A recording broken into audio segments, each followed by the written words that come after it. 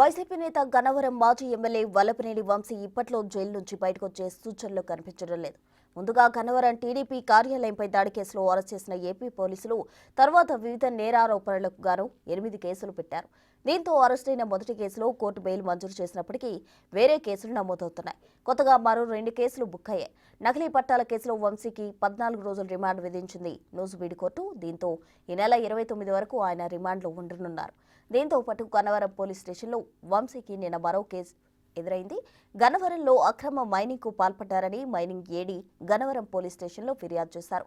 తరచూ కోర్టుల చుట్టూ విచారణలకు తిరుగుతూ ప్రస్తుతం విజయవాడ జైల్లో రిమాండ్ ఖైదీగా ఉన్నారు వల్లభనేని వంశీ.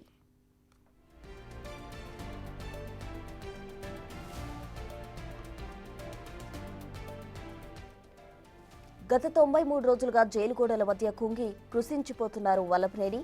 తాజాగా ఏలూరు జిల్లా నూజివీడు కోర్టుకు హాజరై బయటకు వచ్చిన సమయంలో ఆయన్ని చూసి జనం గుర్తుపట్టలేకపోయారు.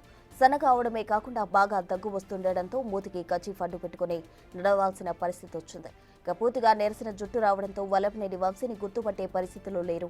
వంశీ ఆరోగ్యం పాడైందన్నారు ఆయన భార్య పంకజశ్రీ. ఆయన ఆరోగ్యం గురించి ఆందోళనగా ఉందని చెప్పారామె. వంశీపై నమోదైన మరో కేసులో వాదనలు వినిపించారు లాయర్ విక్రమ్ కుమార్. గతంలో తొలగించిన కేసును ఇప్పుడు అక్రమంగా బనాయించారని చెప్పారు. దీనిపై బెయిల్ పిటిషన్ దాఖలు చేశామని, ఆయన ఆరోగ్యం బాగోలేనందున ఆసుపత్రికి తీసుకెళ్లేందుకు కూడా కోర్టు అనుమతించిందని చెప్పారు లాయర్. హెల్త్ చాలా డిటీరియరేట్ అయిపోయింది. వెయిట్ లాస్ ఉంది బాగా. అండ్ ఆల్సో యూరిన్ శాంపిల్స్లో కీటోన్ బాడీస్ పాజిటివ్ వచ్చాయి మాకు. సో మేము దాని గురించి చాలా వరీ అవుతున్నాం. ఆ పీటీ వారెంట్లు అవన్నీ మేము ఛాలెంజ్ చేసామండి. ఇప్పుడు ఇదైతే 100% తప్పుడు కేసే, గతంలో తీసేసిన కేసే. మళ్ళీ ఏదో తిరిగి తవ్వి ఏదేదో చేద్దామన్న ప్రయత్నం చేస్తున్నారు తప్ప అదేం లేదు. దీంట్లో కూడా సోమవారం కోర్టు వారు బెయిల్ పిటిషన్స్ అన్ని వేసి ఇంటర్మ్ బెయిల్ కూడా రేపిస్తారు. ప్రస్తుతం వంశీ గారి ఆరోగ్య పరిస్థితి బాగుండలేదు. ఆయన్ని కూడా హాస్పిటల్ తీసుకెళ్ళమని డైరెక్షన్ కూడా కోర్టు వారు ఇచ్చారు. ప్రస్తుతానికి వంశీ విజయవాడ జైల్లో రిమాండ్ ఖైదీగా ఉన్నారు. ఎన్నికల సమయంలో గన్నవరంలో టీడీపీ ఆఫీసుపై దాడి, ఓఎస్సీ వర్గానికి చెందిన యువకుడిని కిడ్నాప్ చేశారనే కేసుల్లో ఆయన్ను ఏపీ పోలీసులు హైదరాబాద్లో అరెస్ట్ చేశారు. అటుపై జైల్లో పెట్టారు. ఇక్కడి వరకు అందరికీ తెలిసిందే. అయితే మొదటి కేసులో కోర్టు శుక్రవారం బెయిల్ మంజూరు చేసింది.